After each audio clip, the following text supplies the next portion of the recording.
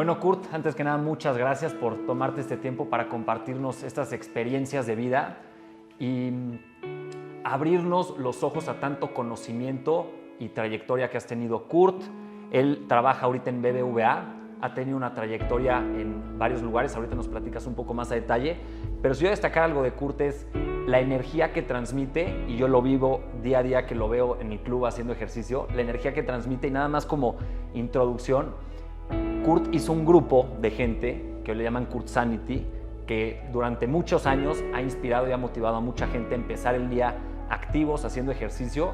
A mí me transmitió desde hace unos 15 años esa energía y hoy te lo agradezco mucho. Y pues la idea de esta primera sesión que estamos teniendo aquí, Kurt, es un honor porque este proyecto que empiezo se llama Wine and Talk, es justo conocer trayectorias de gente tan admirable como tú y aprender y abrir los ojos a ciertas cosas que tú puedas compartirle a gente y al mundo en general. Entonces, muchas gracias, Kurt. No sé si quieras platicarnos un poco de tu trayectoria, qué te ha traído a donde estás y con quienes influyes hoy en el día a día. Claro que sí, Paco. Pues muchísimas gracias. De verdad que qué rico que se pueda generar ese tipo de espacios, que hoy en día puedan tenerse contenidos que de alguna manera aporten al crecimiento y al enriquecimiento de las personas, porque hoy en día tenemos tantos contenidos, ¿no? Recibimos desde chats, desde noticias, desde la televisión, desde los medios, pues una gran cantidad de información, muchísimos contenidos, y creo que hoy en día tenemos la posibilidad de ser selectos, ¿no? De seleccionar lo que podemos escuchar, seleccionar lo que podemos leer y seleccionar pues aquello que pueda hacer que nuestra mente se fortalezca cada vez más, ¿no? Ya platicaremos un poco más adelante de eso. Te agradezco mucho tus palabras. La verdad que para mí el ejercicio ha sido pues mi antiestrés, mi rutina diaria para tener mi psicología bien, para poder encontrarle pues una parte de pasión a la vida, ¿no? Y la verdad que sí ha sido algo muy padre, que lo platicaremos más adelante cómo surgió esta parte del Kurtsanity, pero pues yo estudié en el Colegio Moderno Tepeyac, ¿no? Desde chico. Ahí pues, tuve compañeros extraordinarios que hoy en día son profesionales en el deporte, son grandes profesionales en la industria y que nos hemos seguido contactando y recordamos cómo esa niñez, una niñez muy sana, ¿no? Porque platicábamos la otra vez en una comida, cómo el salir a la calle a jugar con lluvia, que te caías, que te raspabas, hoy a lo mejor ya no existe, ¿no? No existe esa parte de ver a los chavos jugar en la calle, ya no existe.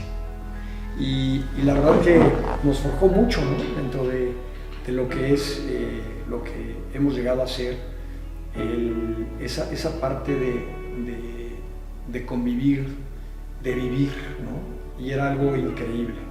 De ahí pues me metí a la Escuela Libre de Derecho. Fíjate que terminando la preparatoria, a mí me gustan mucho las leyes, me siguen gustando mucho las leyes. De hecho, dentro de mi trabajo sigo viendo mucho cuestiones legales y me gusta mucho la parte de la ley. Creo que es algo muy bonito.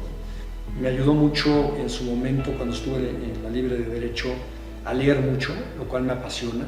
A mí los libros me encantan, soy un gran apasionado de libros, que ya platicaremos de ellos. Y esta cuestión de leer me ayudó a encontrarme con que tenemos la posibilidad de tener capacitadores diarios que nos ayuden a crecer como personas. Entonces, hoy tenemos mayores posibilidades de poder platicar con las grandes personalidades del mundo, ¿no? Desde un Bill Gates, desde un gran empresario mexicano, desde un gran deportista, porque puedes tomar el libro y escuchar y enriquecerte de sus palabras, de sus pensamientos, de sus vivencias. Y eso creo que es como una capacitación que nos podemos dar día con día. Estuve un año en la Libre de Derecho y por azares del destino me cambio de carrera. Fue un momento difícil, complicado, ¿no? Porque además de que me gustaba la parte de Derecho, el sistema a lo mejor no fue lo que estaba buscando. Salgo y me meto a trabajar con mi abuelo, que era fotógrafo, y en esa trayectoria de estar trabajando con él, que se dedicaba a la fotografía, me inscribo a otra universidad para poder seguir con la parte de Derecho, me aceptan y estaba yo trabajando con mi abuelo y toda esta cuestión de fotografía pues me llamó mucho la atención y me dice mi papá, oye, ¿por qué no piensas en comunicaciones? Dije, no, papá, comunicaciones es para los que se quieren casar rápido y tal, tal. Y total, me dijo, pues ¿por qué no vas? Métete, ¿no? Al TEC o métete a la Anáhuac y ves de qué se trata. Pues, total, que contacté a un amigo que estaba estudiando comunicación, voy con él a las clases y me encantó desde el programa de estudios, desde todas estas cuestiones de publicidad, mercadotecnia, promoción, fotografía, la vi muy completa, muy similar a lo que yo quería. Y entonces pues hice un cambio radical, ¿no? de las leyes, me fui a la parte de comunicaciones. Y te quiero decir que fue un cambio que hoy agradezco muchísimo, ¿no? Porque ha sido algo que me enriqueció mucho como persona, crecí mucho como persona. Y la carrera de comunicación, pues la verdad es que tiene un universo impresionante, ¿no? Hoy hay gran cantidad de gente que a lo mejor estudió ingeniería o estudió Derecho y tal, y se dedica a las comunicaciones, ¿no? Tú eres un cuate financiero, ¿no? Y estás ahorita comunicando cuestiones, ¿no? Y eso es la verdad que es algo que enriquece muchísimo. Creo que la comunicación ha ido avanzando en pasos gigantescos.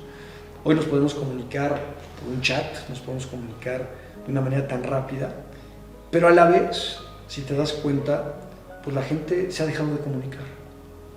Es una cuestión muy chistosa porque desde tener todo para comunicarte nos hemos vuelto no comunicativos.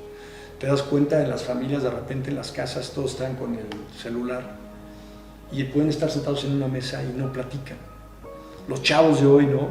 Su comunicación es esta y en eso se basan totalmente, se organizan por ahí, en segundos organizan una fiesta y en 2 horas están reunidos, ¿no? Pero esta cuestión de comunicarte con la persona creo que se ha ido diluyendo un poco en el tiempo, que es importante volverla a retomar en los matrimonios, en los padres con los hijos, en los hijos con los padres, entre las familias. Creo que hemos perdido la sensibilidad de escuchar, y de escuchar no solamente de oír, sino de escuchar realmente a las personas, ¿no? Ya platicaremos una cuestión del coaching, en lo que he estado trabajando mucho, y el escuchar es muy importante, el observar a la persona, ¿no? Y hoy en día pues te das cuenta que vivimos en un trajín de tiempo tan rápido que se rompe esa cuestión y como que se deja a un lado, ¿no? De ahí pues termino la maestría, la carrera, hago la maestría en mercadotecnia, que yo le tenía muchísimas ganas, ¿no? Porque tuve ciertas materias de mercadotecnia y me encantó ya el profundizar en lo que venía siendo la mercadotecnia. Y terminando me voy a viajar a Europa, regreso de Europa y tengo la oportunidad de platicar con Chovy Landeros, que me invita a la Fundación México Unido, que fue la que creó pues, todos los proyectos hoy sociales pues, más importantes del país, ¿no? Teletón, me acuerdo la idea que traía Chovy del Teletón y que no entendíamos mucho, entonces pues veíamos programas de Sudamérica que tenían el Teletón, y decía Chovy, lo vamos a hacer en México, y pues empezamos a desarrollarlo, ¿no? Todo el programa de fundación basado en poder generar buenos contenidos en los medios, en lograr que los medios se juntaran, se unieran para un fin común en nuestro país. Vino todo ese desarrollo y las casualidades, ¿no? Pues en su momento la parte de recursos de la fundación pues no daba para la estructura que tenía y nos dijo, oiga, pues perdón, pero pues no puedo pagarles, pues yo estaba chavo, la verdad. Y de ahí me voy a la Universidad de Anáhuac a trabajar en la parte de relaciones estudiantiles. La verdad que lo conocía muy bien porque yo había sido presidente de los alumnos de la Anáhuac, y cuando llego a relaciones estudiantiles me di cuenta que algo era importantísimo y que me ayudó muchísimo, que fue el poder trabajar con todos los tipos de ideologías de una universidad. El comunicólogo, el abogado, el doctor, porque yo coordinaba a todos los chavos. Entonces fue padrísimo porque allí aprendí a conocer cómo pensaba cada quien. Y fue una experiencia padrísima. Yo creo que es de las épocas que más me enriquecí como persona y que más relaciones tuve, porque hoy en día muchos son políticos, muchos son grandes doctores, muchos son grandes empresarios, y me los encuentro y recordamos con muy buenas épocas todo lo que vivimos como estudiantes y yo como directivo.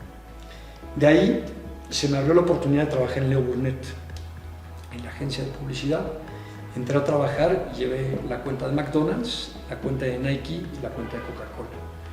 Y fueron tres grandes escuelas, ¿no? En donde pues, estuve como en la parte de dirección de cuenta, llevé la parte de publicidad y la verdad que fue increíble, ¿no? Fueron grandes enseñanzas, grandes metodologías, grandes momentos en donde pude conocer muchísimo lo que era pues todo este mundo, ¿no? Todo este mundo de lo que viene siendo la publicidad, lo que viene siendo lo que es la parte de las campañas, lo que es la parte de investigación, lo que es partir del consumidor para poder crear toda una campaña de publicidad. Y la verdad que fue muy interesante. McDonald's fue una gran escuela porque te dabas cuenta, ¿no? Cómo las alianzas que empezaban a hacerse desde ese momento, hoy pues son, olvídate, ¿no? Son parte fundamental de la vida de una empresa, ¿no? Esa alianza que tenía McDonald's con Disney, pues te dabas cuenta que ellos no vendían comida, vendían juguetes. Una alianza importantísima, ¿no? Porque cada película que sacaba Disney, pues ellos sacaban la cajita feliz con los muñecos de la película. Y olvídate, a mí me tocó Tarzán, imagínate. Y me acuerdo que era, olvídate, vendían lo que querían, ¿no? Vendían lo que querían a través de la cajita feliz. Hoy no sé cómo esté, pero ese tipo de alianzas fue algo que aprendí que se iba desarrollando muchísimo. De ahí tuve la oportunidad de trabajar en todo lo que era la parte de comunicación de una empresa que se llamaba Grupo Unimira. Y muy interesante porque yo ya estaba muy enfocado en la parte del deporte. Desde chico hemos hecho deporte, mi papá nos impulsó mucho en la parte del deporte, aunque él no hacía deporte porque era el pianista concertista. A mi hermano y a mí nos impulsó muchísimo a que hiciéramos deporte. Nos decía, el deporte les va a dar a ustedes muchísima disciplina en su vida y además les va a generar pues, una cuestión de autocontrol y de trabajo personal muy bueno, lo cual no se equivocó. Total, que de esta empresa de Unimira traían ellos un proyecto padrísimo que se llamaba el Sport Show y era hacer una exposición del deporte interactiva en donde tú asistieras a una expo y pudieras hacer el deporte que hacían los grandes deportistas de manera real. Entonces, teníamos jaulas de béisbol en donde tú escogías al pitcher que quisieras que te pichara y salía la pelota a 90 millas por hora. Entonces decías, vamos, bájale la velocidad, ¿no? O pichabas, o bateabas, o jugabas tenis, o hasta toreabas, ¿no? No había toros, pero tenías la experiencia, el poder eso de las luchas, del fútbol, del automovilismo, de los deportes extremos. Y lo hicimos durante 4 años seguidos. Y en una de esas los inversionistas dijeron, oigan, vamos a desarrollar, así como había la Ciudad de los Niños, en su momento Kitsania, vamos a desarrollar un parque interactivo del deporte. Y me tocó desarrollar todo ese proyecto. Padrísimo, lo hicimos allá por el norte de la ciudad.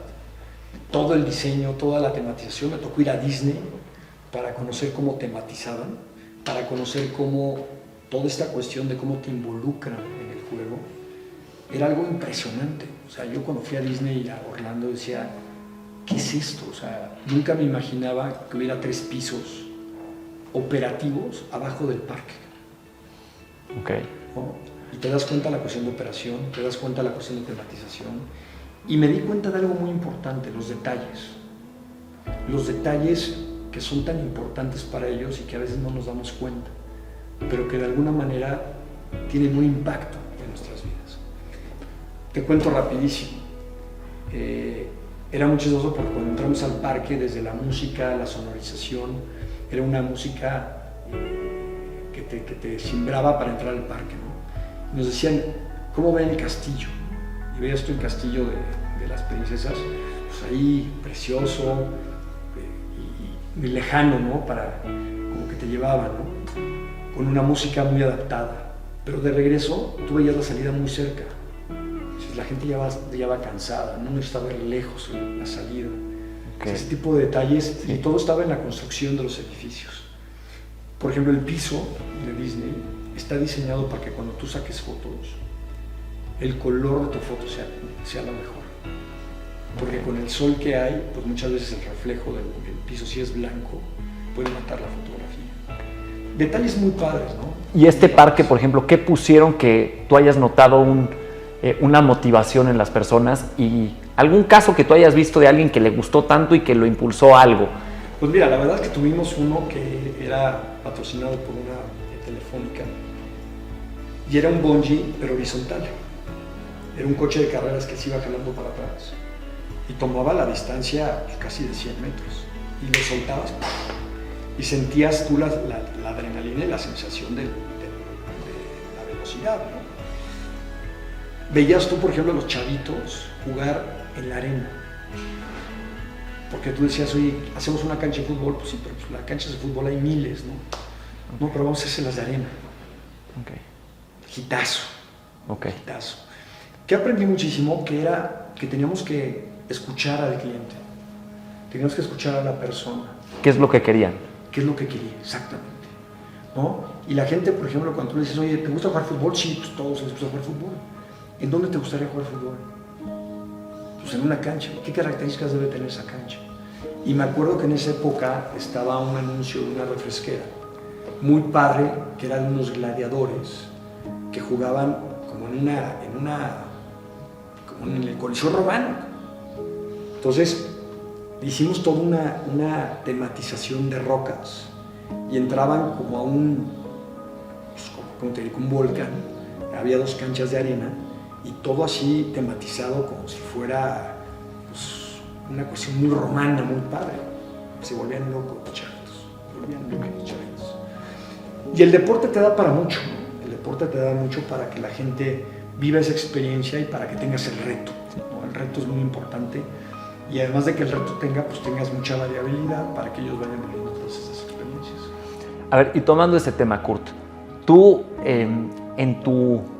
toda tu trayectoria has combinado mucho la parte profesional con el deporte. Uh-huh. Y no solo la parte profesional, sino la parte social con el deporte y el progreso humano con el deporte.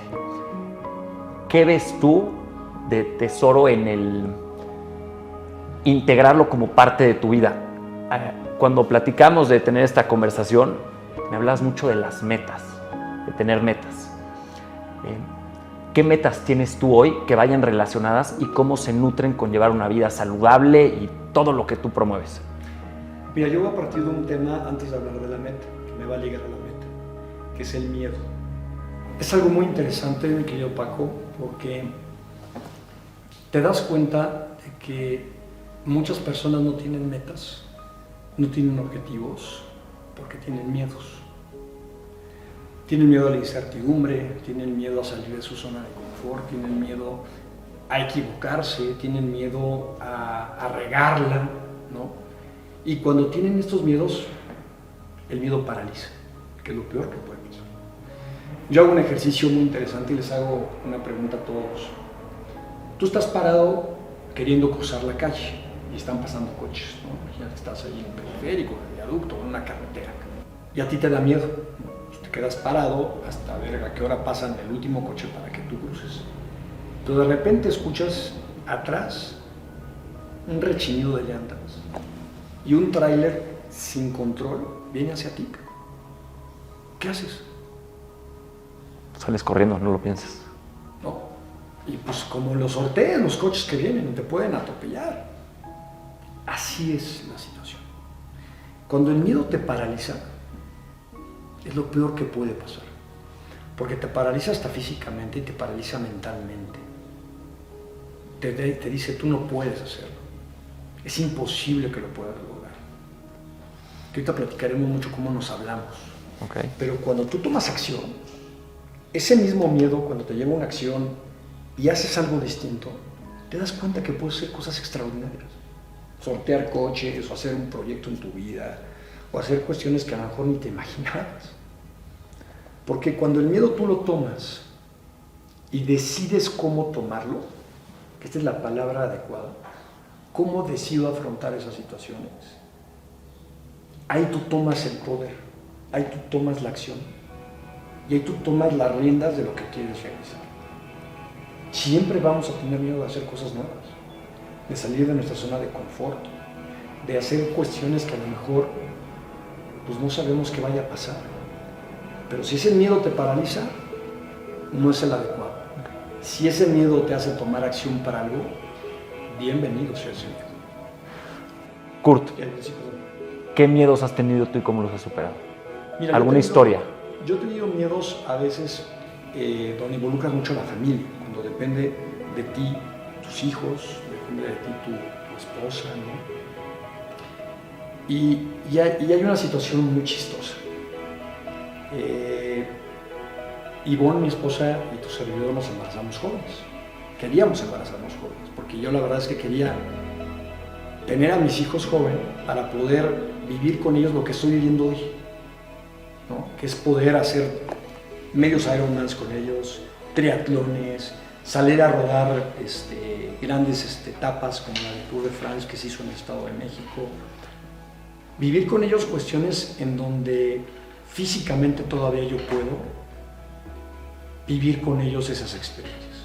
Eso era para mí algo que siempre he querido y que gracias a Dios lo he podido hacer. Y la verdad que ha sido algo increíble, ¿eh? Ha sido algo sensacional. Y de repente, hace 6 años, ¿no?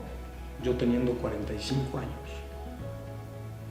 un día me habla mi esposa y me dice, oye, estoy embarazada. A mí ni me pasaba por aquí tener otro hijo, mi cuarto. La vi, ¿no? Estaba pues, consternada, ¿no? Estaba confundida. Y yo siempre he dicho que un hijo es una bendición. Es una bendición. La abracé y le dije, bienvenido o bienvenida, lo que Dios nos mande. Y no sabe lo que ha sido. Recuerdo perfecto, y ahí voy hacia tu pregunta, que un día entro pues, a una plática, ¿no? Estaba yo ahí en el vapor con los cuates de un señor, volteé y me dice, pues, escuchó que pues, iba a tener una hija, ¿no? Me dijo, oye, ¿sabes qué? Que tú a los 60 años vas a seguir pagando colegiaturas, que tú a los 60 años vas a ser un viejito cuidando a una niña, y como que fue un golpe así, shock, ¿no? Y yo dije, híjole, qué duro, ¿no? Pero al mismo tiempo, que es un ejercicio que yo siempre hago, es darle otra perspectiva a la situación. Si yo me quedo con ese comentario, pues es como si yo le dijera a este cuate, oye, pues a lo mejor te compraste un supercoche y lo vas a tener que pagar a 30 años, o un departamento, una casa, lo que tú quieras de 30 años. Una vida de una persona o de un hijo, pues es mucho más. Y le di esa trascendencia. Por eso yo creo que cómo tú actúas o qué actitud tienes ante las problemáticas es lo más importante. ¿Es realmente un problema? No, hombre. Al contrario, es una bendición. Porque a mí me renovó completamente. A mí y a mi esposa y a mi familia. La pandemia nos hizo la cosa más sencilla, esta niña, de verla como siendo niña, ¿no? Siendo niños nosotros, era más fácil vivir una pandemia, los momentos difíciles, complicados. Ella se reía, era feliz con lo que tenía, no se le complicaba nada. Y dijimos, oye, fíjate quién nos está enseñando a vivir una situación que para todos es súper complicada de una manera tan sencilla. Una niña de 5, de 4 años. Alguna vez hace como unos 10 años tú dijiste una frase y se me quedó grabada. No es el más feliz, no es el que más tiene, sino el que menos necesita para vivir. Menos necesita. Exactamente. Cuando tú realmente valoras lo que tienes, te vas dando cuenta del valor realmente de las cosas. Y cuando tú estás ante situaciones complicadas, qué padre, ¿no? Qué padre que puedas vivir momentos complicados, qué padre que puedas vivir momentos difíciles. Porque, a ver, como personas, nuestro estado de ánimo de repente va a ser complicado. Vamos a tener momentos muy difíciles.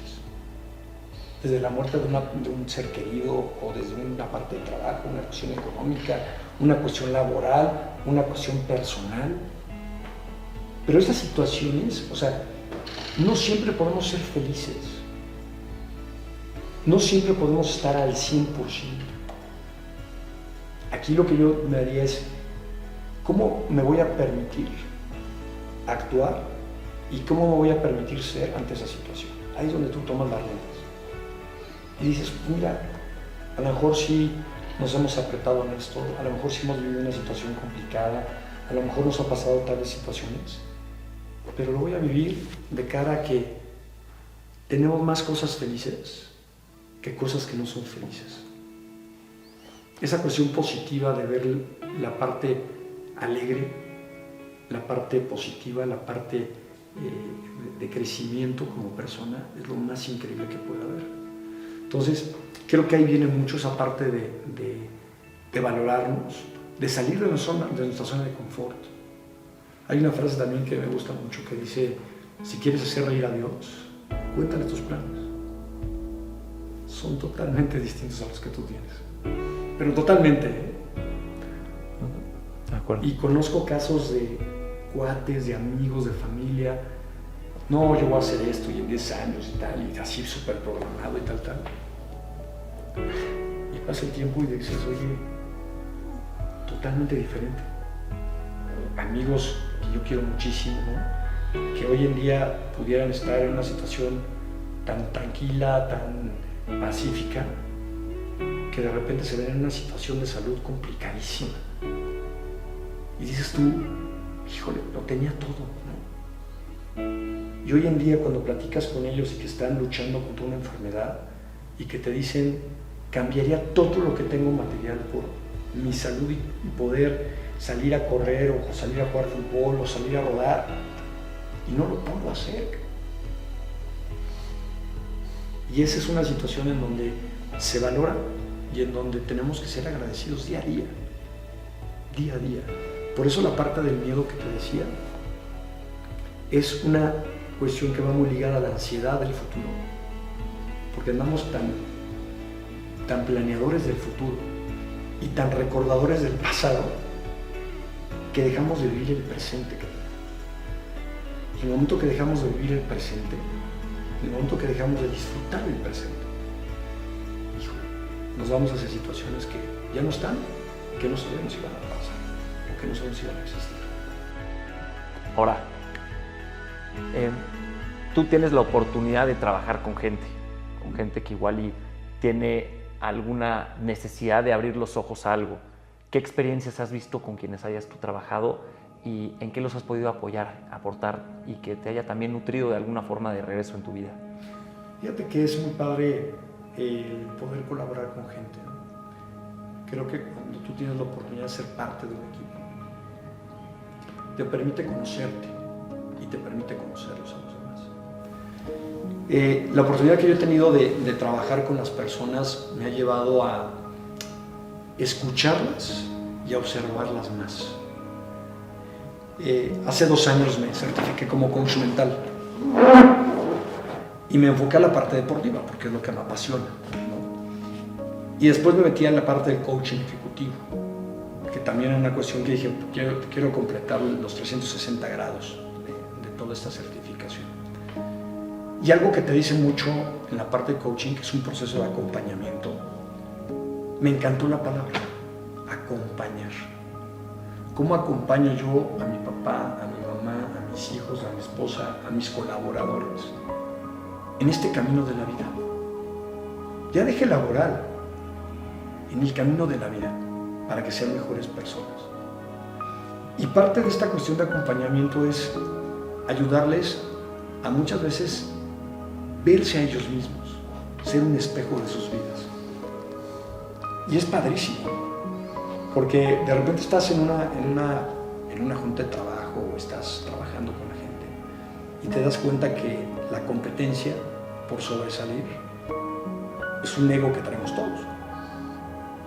No, es un ego de, no, es que yo hice, no, es que yo laboré, no, es que yo cumplí, no, es que yo trabajé 25 horas. Y los escuchas, los ves, y es una cuestión de ego, ¿no? de sentirse reconocidos. Y cuando los acompañas en ese proceso te das cuenta de la falta de reconocimiento que hay del ser humano. ¿Reconocimiento personal? Sí, auto. Okay. Si tú te puedes dar cuenta con las gentes que laboran en nuestras casas, que tienen tu cama, que trapean o que barren, oye, muchas gracias, qué bien lo hiciste hoy, hasta les cambia la cara. Yo de repente, ¿no? Al cuate que me lava el coche, oye, hoy sí me lo dejaste como Ferrari, papá. Y hasta sonríen y se sienten llenos y se sienten contentos. Dices, no sabemos reconocer, sino que sabemos reconocer solamente al cuate que hizo una obra gigantesca, majestuosa, hizo un castillo, lo puso en el aire volando. No. Totalmente. Debemos de reconocer las pequeñas acciones y los pequeños servicios que la gente realiza. Curti, ahorita dijiste algo que lo he reflexionado yo más últimamente, es el tema de la competencia, que creo que es algo bien delicado. Hay una historia de Michael Jordan que le preguntan ¿por qué si no eras el más alto, ni el más rápido, ni el más alto, por qué eras el mejor? No tenías ninguno de los top atributos como basquetbolista, pero eras el mejor. Me gustó mucho cómo lo contestó. Dijo, porque yo no competía contra los demás, competía contra el mejor que podía yo ser. Y tú que te gusta la nadada también, hay una foto muy conocida de Phelps, que él va nadando para enfrente y está su competencia nadando en mariposa, viéndolo de lado. Yo creo que hay un gran tesoro en el ser muy cuidadoso en la competencia, porque ahorita lo acabas de decir, eso puede inflar el ego y la necesidad de reconocimiento de terceros. Y hay una frase que me gusta mucho también que decía Aristóteles, que decía, donde las grandes necesidades del mundo están y tus talentos están, ahí está tu vocación. Y no tiene que ser reconocida. Tú solo, cuando vas progresando en algo que además puedes compartir al mundo, creo que esa necesidad de un reconocimiento de terceros desaparece y desvanece. Entonces, bueno, ahorita un poco de la mano con lo que decías, el ir acompañando. ¿Quién te ha enriquecido a ti en tu trayectoria, en tu historia? Que digas, esta persona, esta conversación o incluso esta película o esta experiencia, compártenos una de esas conversaciones, películas, algo que te haya acompañado y te haya enriquecido. Pues mira, la verdad es que a mí me ha acompañado mucho mis padres. Los papás han sido una compañía increíble en mi vida, ¿no? En mi etapa de niño. Mi papá, aunque no le gustaba el deporte, se paraba con nosotros a las 7 de la mañana el domingo, y eso que mi papá se madrugaba todos los días, y nos llevaba a nuestro partido de fútbol. Y nos decía, se comprometieron, cumplen. Y fue algo que yo aprendí, dije, wow, o sea, mi papá me acompaña, le guste o no le guste, y está conmigo, ¿no? Hoy te puedo decir, mi esposa, ¿no? Cómo me acompaña a mis locuras de 73, a mis locuras de estos retos que de repente me pongo del deporte, y está conmigo echándome porras con mis hijos. Ya te contaré, bueno, les cuento de una vez, ¿no? Pero mi primer 73, recuerdo muy bien que pues, era mi primera experiencia, ¿no? De una prueba de alto rendimiento en donde nadas 2 kilómetros, ruedas 90 kilómetros y después corres 21 kilómetros. Y cuando te bajas de la bici, sientes las piernas del tamaño de un edificio, ¿no? Y empiezas a correr y dices, la mente es impresionante. Te faltan 21 kilómetros, los ves lejísimos. Y me acuerdo cómo estaban ahí conmigo, ¿no? Y las porras, y tú puedes, papá, y te salen las lágrimas y corren contigo una parte y eso. Y ese acompañamiento, ese estar contigo, el sentirte lleno de ellos, ha sido algo espectacular. Mi familia ha sido algo espectacular. Mi hermano ha sido un ejemplo para mí, que es 5 años menor que yo. Su constancia, su disciplina, su acompañamiento también, su exigencia, ¿no? Porque, a ver, cuando ves que tu hermano se levanta a las 4:30 de la mañana y rueda y corre, pues ahí estás con él y lo haces igual, ¿no? Me han marcado mucho en mi vida, ¿no? Una película que a mí me marcó desde chiquito fue Rocky. Rocky fue algo que para mí me marcó en mi vida, porque además, si tú ya escuchas la filosofía, ¿no? de Rocky, pues tiene frases y tiene una filosofía de vida padrísima, padrísima, ¿no? Desde su entrenador, desde cuando él le habla a su hijo, desde cuando él cae, ¿no? Pierde, ¿no? Cómo afronta el perder, Le tenemos miedo a la frustración, le tenemos miedo al perder, le tenemos miedo a que nos equivoquemos. Y al contrario, son los grandes maestros de la vida. Los grandes maestros de la vida. Y eso que dices de la competencia, yo invitaría a los colegios a que no premien solamente al primer lugar. Hoy premiamos solamente el primer lugar. Hoy solamente reconocemos al chavito que saca puros 10. ¿Dónde estamos reconociendo a los chavos o a las personas o a los atletas que viven todo un proceso y que han esforzado al máximo para lograr lo que han logrado? Compromiso. Compromiso. El esfuerzo no lo premiamos. A lo mejor tienes un hijo que le cuesta muchísimo trabajo sacar 7, pero ese 7 para él es el 10. Y para ti el 7 es menos que el 10. ¿Por qué? Porque es una regla de la sociedad. No, tenemos que esforzar, o sea, premiar el esfuerzo. Si yo veo que un chavo entrena, se prepara, le echa ganas, tal, hay cuestiones que no puedes controlar, que no sabemos y no conocemos del entorno de las personas. Totalmente. Te pongo un ejemplo. Yo cuando me bajo de la bici no había comido bien, no me había hidratado bien para correr y me empezaron a dar calambres. Y ahí estaba mi familia para echarme ganas y cuando crucé la meta lloré y dije, wow, lo logré.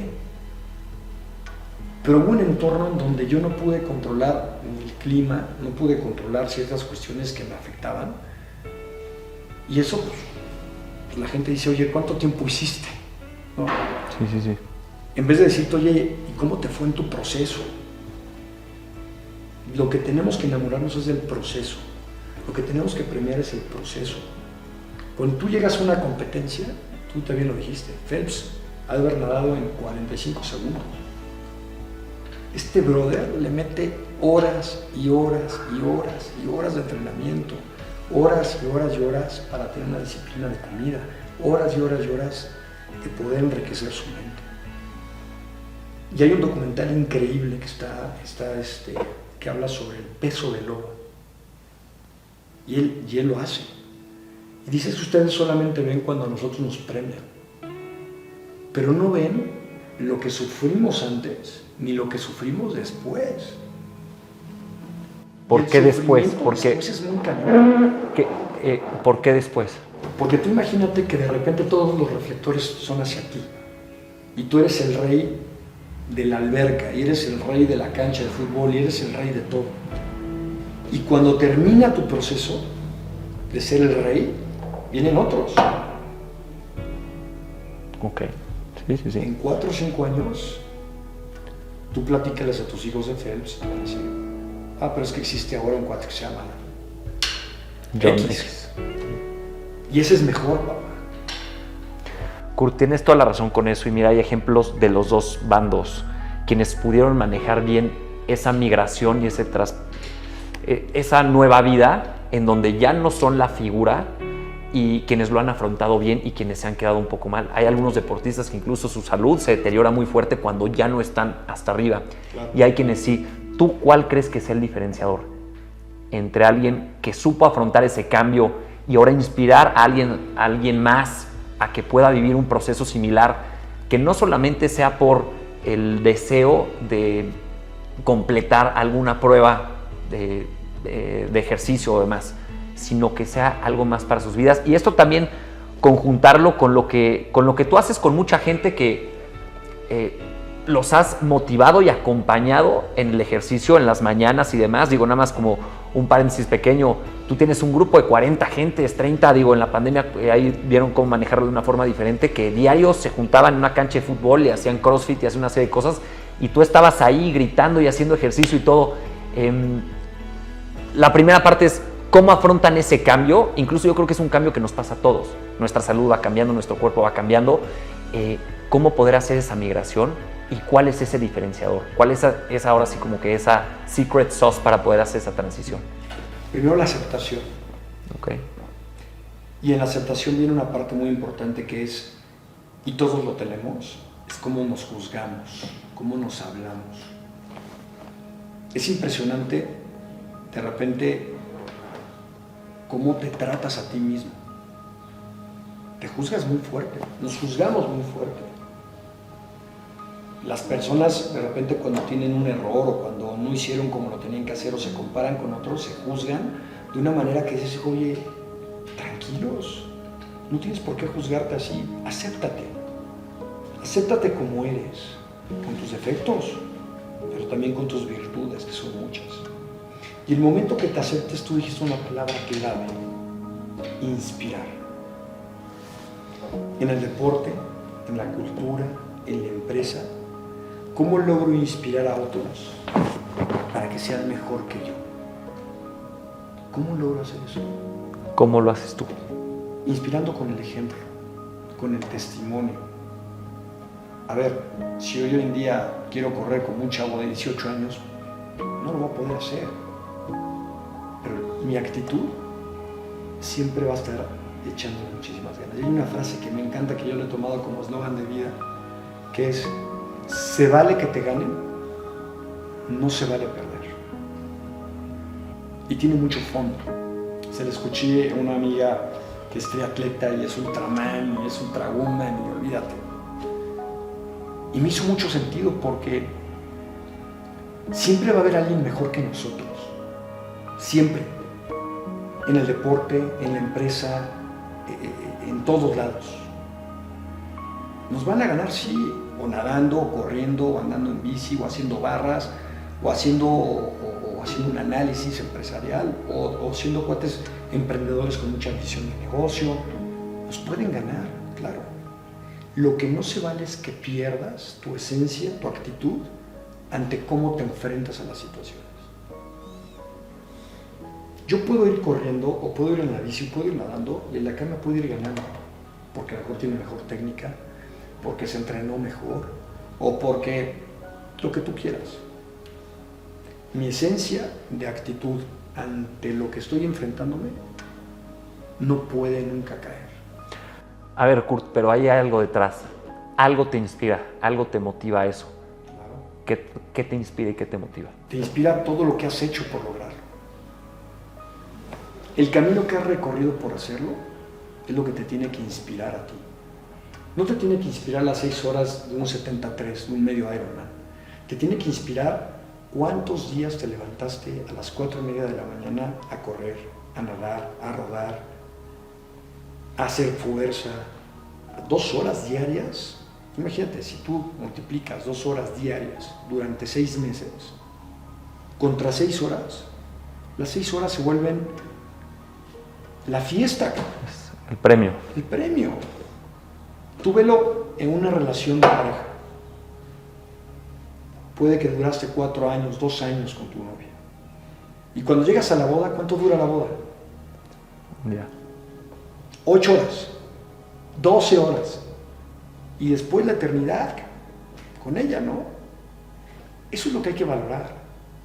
Y muchas veces a lo que le damos la mayor importancia es solamente un tiempo definido al momento.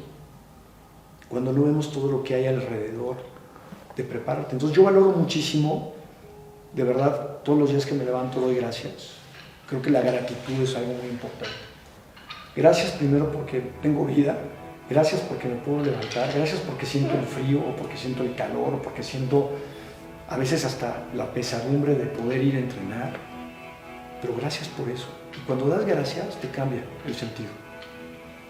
Y cuando sales de tu casa, que sientes el frío, que vas con el café y dices, las calles vacías, dices, soy el único loco haciendo esto, pero te das cuenta que no hay muchos más locos en el mundo haciéndolo. Te dices, qué padre, que pueda yo tener mi inspiración en mí para hacerlo. Esa película de Rocky que platicábamos, cuando él se levanta tempranísimo, estira, sale a correr solo y pues, no lleva la indumentaria adecuada, llega y se cansa y de repente entrena en un gimnasio pues, bastante fregadón, ¿no? Y tiene que agarrar una gallina y lo imponen a entrenar con cosas muy indumentarias. Te das cuenta que en el proceso de la película, de las 4 de los capítulos que vayan haciendo cada Rocky, cuando él va a pelear una pelea muy seria contra un cuate que es Drago, que es un ruso, el ruso está en un gimnasio impresionante con aparatos de último nivel. ¿Y él qué hace? Una montaña. Se va a lo básico. Y fíjate qué padre. Se va a la naturaleza, se va a entrenar al frío, se va a entrenar a la situación más extrema para encontrarse con algo que yo siento que hay una palabra que la ligo a lo que me preguntabas, que es la humildad. Tenemos que saber ser humildes ante reconocer que hay cosas que no sabemos. Saber que somos humildes ante cuestiones que no somos al 100% los mejores. Pero la actitud, o sea, yo no puedo ser muy bueno a lo mejor en la cuestión financiera, pero me puedo rodear de gente que sepa más que yo de eso. Yo no puedo ser el más fregón a lo mejor rodando o corriendo, pero me rodeo o me meto a entrenar con gente que lo hace mejor que yo para que yo pueda aprender y pueda jalarme con ellos para ser mejor. Y eso es humildad. Y yo hoy siento que la humildad falta muchísimo. En reconocer que hay gente mejor que nosotros, que hay equipos mejor que nosotros, que hay empresas mejor que nosotros. Y esa humildad lo que tiene que hacer es estar abierto al conocimiento, estar abierto a aprender más y estar abierto a crecer día a día para ser mejor persona. Si te leo un poco ese proceso, vamos a ponerlo en una competencia, es disfrutar el proceso del entrenamiento, vivir el momento de también el esfuerzo que pusiste durante meses, vivir la experiencia y disfrutarla, pero más que nada el ver en quién te estás convirtiendo después de haber vivido esto. Exactamente. Porque yo creo que eso es padrísimo, Pablo. ¿En quién te quieres convertir? Yo les haría una pregunta a todos. ¿En quién se quieren convertir? En este proceso, ¿en quién te quieres convertir? Y te conviertes, te transformas.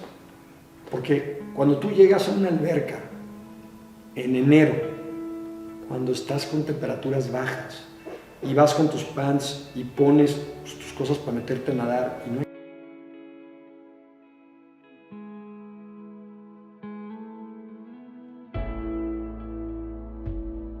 básicos pensamientos, pero cuando tú dices, ya gané, esa es la manera como afrontas el asunto, ¿no? Ya gané porque los que están ahorita acostados y dormidos, cuando se levanten, yo ya terminé de hacer esto. Y cuando terminas de hacer algo, te llena muchísimo. Hay un libro padrísimo que te recomiendo que se llama Tender tu cama.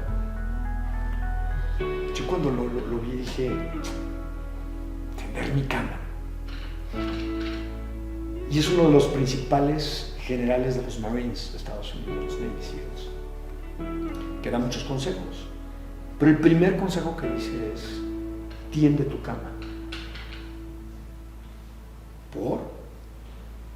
Cuando tú haces en la mañana un acto en donde palomeas, tender tu cama, barrer, lavar un plato, pero que se vuelve algo que a ti te da una satisfacción, se vuelve algo que trasciende en el día. Te transforma tu día. Te transforma. Empiezas diferente. Empiezas diferente. Y es algo muy chistoso porque la parte del coaching que yo doy, cuando tú le preguntas a alguien, ¿qué meta tienes? O cuando estás en la parte del deporte, todos te dicen, quiero correr un maratón, quiero hacer un 73, quiero hacer un gran fondo, ¿no? Y le dices, ok, padrísimo, esa es tu gran meta. ¿Qué vas a empezar a hacer mañana? No, pues mañana voy a empezar a ir a correr, clásico, ¿no? En enero, los propósitos nuevos, mañana voy a salir a correr 10 kilómetros. Digo, va. ¿Sabes cuánto dura ese propósito de correr 10 kilómetros? 2 semanas. Ustedes vean los gimnasios, ustedes vean los clubes. En enero, las primeras 3 semanas, lleno. Y después regresan los mismos. ¿Por qué? Porque yo siempre he dicho que, y te hago esta pregunta y les hago esta pregunta a todos ustedes. Si tuvieras un elefante en tu cocina, imagínate el elefante en tu cocina, ¿cómo te lo comerías? ¿O cómo se lo comerían ustedes? Sí, es imposible. Pues si lo ves así. ¿Pero cómo te lo comerías? Pues tendría que ser poco a poco. Exactamente. A pedacitos. Y cuando tú vas metiéndote metas pequeñas, objetivos pequeños de una gran meta, y vas palomeándolos y los vas viendo y vas viendo cómo vas alcanzando esos pequeños objetivos, te cambia la perspectiva. Mentalmente dices, sí se puede. Y viéndolo como dicen que para subir el Everest vas al campo 1, luego al 2. Exacto. Si ves para arriba te impone la montaña. Claro. Pero tú tienes que ir teniendo pequeñas conquistas. Ahora, ¿cómo ir monitoreando esas pequeñas? Monitoreas como quieras. Ponte un calendario. Y di, esta semana voy a correr en total, o voy a nadar en total, o voy a rodar en total, o voy a hacer en total esta cantidad.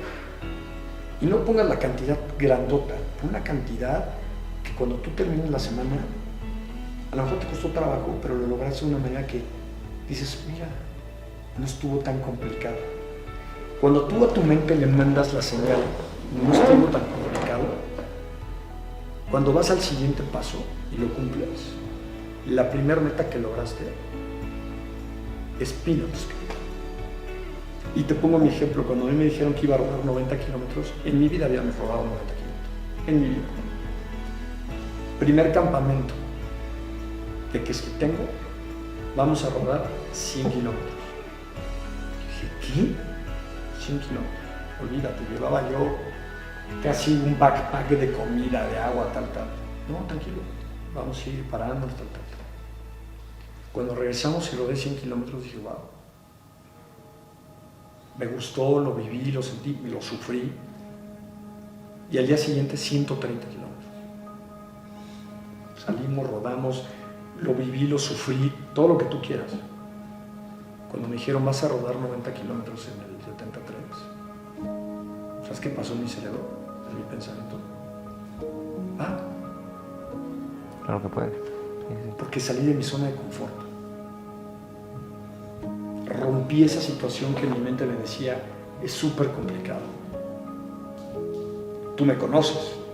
Un día llegué a la alberca del club y dije, ¿por qué no nado 10 kilómetros?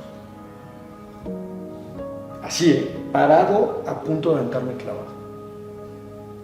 Dije, ¿por qué no nado 10 kilómetros? Siempre he estado nadando 4, 5. Vamos a romperla. Me acuerdo que me regresé, me compré mis Gatorades, me compré unas barras que había allí, me fui a la tienda, regresé, y me acuerdo que había un cuate contaminado. ¿Qué haces? Voy a nadar 10 kilómetros. No, estás loco. No, fíjate, no, sí. Estás loco. Y me acuerdo que fue un ejercicio mental muy fuerte, porque cuando empecé a nadar, y vas viéndolo, llevas 4, 5, 7, y cuando llegas al 8, es como la pared. Tú sabes que cuando tú nadas 1 kilómetro es equivalente a correr 4 kilómetros. Cuando tú nadas 10, es como correr un maratón. También hay la pared famosa de natación. Se da en el kilómetro 8 aproximadamente cuando estás nadando, que son 4 por 8, 32 kilómetros. Y empiezas a sentir cansancio muscular, empiezas a tener pensamientos, y dices, bueno, ya nadé 8, pues ya son muchos, ¿no? Me acuerdo que me paré, tomé agua, tal, que hay un ejercicio mental padrísimo que se llama los animales del poder. Los animales del poder. Del poder. Lo hacían los japoneses cuando iban a las batallas. Y antes de salir a las batallas, el general japonés hacía que todos los guerreros japoneses cerraran los ojos y se imaginaran a sus lados al animal que querían que lo acompañara en la batalla. Un gorila, un tigre, lo que tú quisieras. Y que le pidieran a ese animal, en voz alta, que la cualidad que más les gustaba de ese animal se las transmitiera para poder salir a la batalla. Y me acordé de ese momento, cuando iba en los 8 kilómetros. Y también me acordé cuando corrí en los 21 del 73. Y me acuerdo que me imaginé un delfín y me imaginé un tiburón blanco. Cerré los ojos y dije, tiburón blanco, quiero tu calma en el aleteo y la tranquilidad. Y delfín, quiero tu felicidad en sentirme de que estoy logrando mi meta. Me cambió completamente. Y fue un ejercicio mental de poder decir, hay herramientas que nos ayudan muchísimo en la vida. Hay que saberlas utilizar. Y que saberlas aplicar en los momentos complicados y difíciles. El toro, por ejemplo, ¿no? Yo cuando voy corriendo, yo me identifico mucho con el toro. Porque el toro, fíjate nada más, ¿no? Un animal de una fortaleza brutal, una estampa con un señorío que sale a la arena y se enfrenta a miles de personas. Y se enfrenta a cuates que lo quieren matar con herramientas. Y él no trae ninguna más que sus cuernos. ¿Cuántas veces nos hemos visto en situaciones en donde estás solo, sin herramientas o recursos? Solamente tú, ante situaciones complicadas, que los demás tienen todas las herramientas para hacértela complicada. Muchísimas. Muchísimas. En la escuela, en el trabajo, en el deporte, tal. Y yo la cualidad que le pido al toro de repente es: toro, dame tu fortaleza y tu bravura para este momento. Y sientes, ¿no? Y lo vas repitiendo, lo vas repitiendo, lo vas repitiendo, lo vas repitiendo, y te convences. Vean un video que hay de Michael Phelps, que está cuando va a competir contra el australiano. Phelps siempre salía con sus audífonos. Y muchos se preguntaban qué traía él ahí. Y cuando él va a competir contra este australiano, que era la final, pues este australiano empieza a brincar así, y él está sentado, lo voltea a ver, y vean la cara de Phelps. Se transforma, pero se transforma como si fuera un animal. Se le queda viendo así con una cara de: voy por ti. Y él lo que se ponía eran sonidos de gorila. O sea, le pedía al gorila su fuerza, su bravura para competir. Entonces fíjate qué padres herramientas hay, qué cosas tan interesantes puedes encontrar. Porque como bien dicen, en lo que crees, creas. Y en lo que te enfocas, crece. Te quieres enfocar en las cosas negativas, van a crecer las cosas negativas. Te quieres enfocar en las cosas positivas, van a crecer las cosas positivas. Enfócate en la energía, y toda tu energía enfócala en las cuestiones que quieres lograr, y lo vas a lograr. Yo creo que ahorita acabas de decir algo muy clave. El trabajo y el esfuerzo mental. A ver, hay muchas cosas que son ideas que llevan años platicándose, construyéndose. Los griegos hablaban de todo esto. Pero hay una frase que dice: no hay que saber mucho, pero sí hay que aplicarlo. Hay una frase en latín que no me acuerdo muy bien. No es cosa de saber mucho, sino realmente aplicarlo. Y en aplicarlo, a veces se oye muy bonito, se oye filosófico, las frases y todo, pero realmente vivirlo y aplicarlo. Y creo que para el vivirlo y aplicarlo, tú no te estarías despertando todos los días a hacer ejercicio si algo no te motivara en la vida. A ver, Kurt, para ti, ¿de qué se trata la vida? ¿Qué te motiva en la vida? ¿De qué se trata la vida? A mí me motiva el que me digan loco. Okay. A mí me motiva el que mis hijos hoy en día me vean, y sé que mis hijos, cuando me ven, en la tarde están haciendo ejercicio. Ya no les tengo que decir vayan a hacer ejercicio. Ellos mismos hacen su ejercicio. Me motiva de repente ver amigos como tú, o compañeros, que de repente: oye, me mandas una rutina, quiero empezar a hacer ejercicio. Me motiva muchísimo eso. A mí no me motiva que si voy a correr el maratón, o el medio maratón, o los 10 kilómetros en X tiempo. Lo que te motiva es influir en las personas para algo que sabes que les va a aportar a su vida, no solamente en la parte de salud, sí, sino en cualquier ámbito de la vida. Digo, tu talento, tu regalo es el integrar la salud física a través del deporte y todo a una parte de tu vida y que te haga crecer. Eso es tu regalo, es tu talento, por lo que tú platicas. Pero lo que te motiva a eso es ver a otras personas crecer alrededor de ti. Sí, yo creo que eso es una parte que para mí ha sido muy motivacional. El ver cómo, con el ejemplo, y no es que yo sea ni el campeón olímpico, ni que sea Michael Phelps, ni que sea... Soy un ser humano normal, con errores, con defectos, pero que a la vez busca vencerse a sí mismo todos los días. Okay. Kurt, algunas últimas preguntas. ¿Qué impacto quieres dejar en el mundo? Me gustaría dejar el impacto a gente buena, gente que el día que no esté se acuerda de mí y que salga a correr, o que salga a rodar, o que salga a nadar, o que salga a hacer ejercicio, o que salga a ser mejor persona. creo que es algo que para mí es muy importante. Hay 3 preguntas que yo les dejaría para ir cerrando, que es: ¿cómo quieres sentirte en tu vida? Y sentirte. Es muy importante. Hazte esta pregunta todas las noches. Y no te la respondas, déjala. Déjala en tu cabeza. Son 3 preguntas. ¿Cómo te quieres sentir en tu vida? 1. 2. ¿Qué tengo que dejar de hacer que no me deja nada en mi vida? Y 3. ¿Qué tengo que empezar a desarrollar para ser mejor? Y hay un cuento padrísimo que con eso cerramos, que le preguntaba un chavito a su abuelo: y abuelo, ¿cómo puedo ser feliz? Y todos queremos ser felices en la vida, ¿no? Y el abuelo le decía: pues mira, tenemos 2 lobos internos. Uno va a estarte siempre acechando, metiéndote miedo, angustia, preocupaciones. Y el otro va a ser tu fiel amigo, va a ser tu líder, ese lobo que no te deja, ese lobo que te impulsa, que te desarrolla, que te avienta hacia adelante. Y el niño le dice: ¿y qué hago con esos 2 lobos? Y el abuelo muy sabiamente le contesta: ¿a cuál le vas a dar de comer? Démosle de comer al que te va a dejar, el que te va a guiar, el que te va a hacer crecer, el que te va a fortalecer. Y regreso a esta frase, ¿no? ¿En qué te quieres enfocar para que crezcas?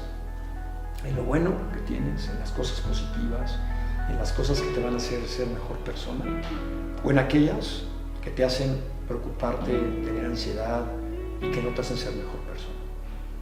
Y esos son los 2 lobos que tenemos. Hay un libro extraordinario que se llama El juego interior del tenis. El juego interior del tenis. Y son los 2 yo's que tenemos. El yo que te está criticando, que te está juzgando, y el yo que ya sabe lo que tiene que hacer por todo lo que tú sabes y que tienes que dejar fluir. Y fíjate que es interesantísimo, porque este cuate, que era entrenador o psicólogo de jugadores de tenis, llegaba a las canchas, veía a los jugadores que cuando él no estaba echaban unos tiros impresionantes, sacaban voleas, juegas perfectos. Cuando él se hacía presente, estos cuates querían impresionarlo a él, por lo tanto entraban en una rigidez de perfección que los hacía fallar los tiros que estaban completando bien. ¿Y a qué voy con esto? Las cosas que hagas, hazlas sin querer ser perfecto. Déjate ser como tú eres y las cosas van a fluir mucho mejor. ¿Qué le dirías al Kurt de 20 años? ¿Qué le diría al Kurt de 20 años? Disfruta más la vida, vive más tu momento presente y sé más agradecido por todo lo que tienes. Okay. ¿Y qué le dirías? A veces segmentamos los países, o sea, te preguntaría qué le dirías a la sociedad de México, pero nada más es porque los tenemos cerca. Pero en general, ¿qué le dirías a la sociedad? O sea, ¿qué crees que haya de área de oportunidad en general? En la sociedad que es México, pero en general en el mundo. Yo creo que tenemos un país extraordinario. Yo veo a gente trabajadora, veo a gente muy creativa. Somos un país súper creativo. Veo gente que cuando sale, de repente la gente que está en el extranjero, cómo triunfa en el extranjero. Y yo le diría a la gente que nos preocupáramos menos y viviéramos más. Creo que lo que vivimos de la pandemia debe ser una lección que yo siento que a mucha gente se le ha olvidado. Y esta pandemia, la lección que nos debe de dejar es: aprendamos a vivir con menos preocupaciones y a gozar más la vida. Estuvimos encerrados 2 años, con la misma ropa, comiendo lo mismo, en un cuarto, sentados frente a una computadora, y nos dimos cuenta de lo vulnerables que somos. Y esa vulnerabilidad en cualquier momento puede regresar. Seamos más sencillos, vivamos más la vida y disfrutemos más la vida, seamos más felices. Yo si resumiera como un lema personal, diría lo que la gente busca es la alegría, la paz interior. Y en este pequeño resumen que hago es crecer y progresar en ciertas áreas de la vida, en tu trabajo, con tu familia y todo, disfrutar la vida, que es una decisión personal, y luego dar algo. Yo creo que esa síntesis de tres fases comparto mucho lo que dices, de definir, disfrutar algo. Decía Lincoln, somos tan felices como definimos serlo y podemos empezar a ser felices ya, no necesitamos nada más. Exactamente. Buenísimo, Kurt. Pues te agradezco muchísimo. Salud. Gracias por este Kurt. espacio. No, hombre. Muchas gracias a ti. Gracias a todos ustedes. Muchas gracias a todos. Qué gustazo este primer encuentro con alguien que nos ha dejado algo muy valioso para reflexionar y para integrar en nuestras vidas. Kurt, muchísimas gracias. Salud. Gracias por su amistad.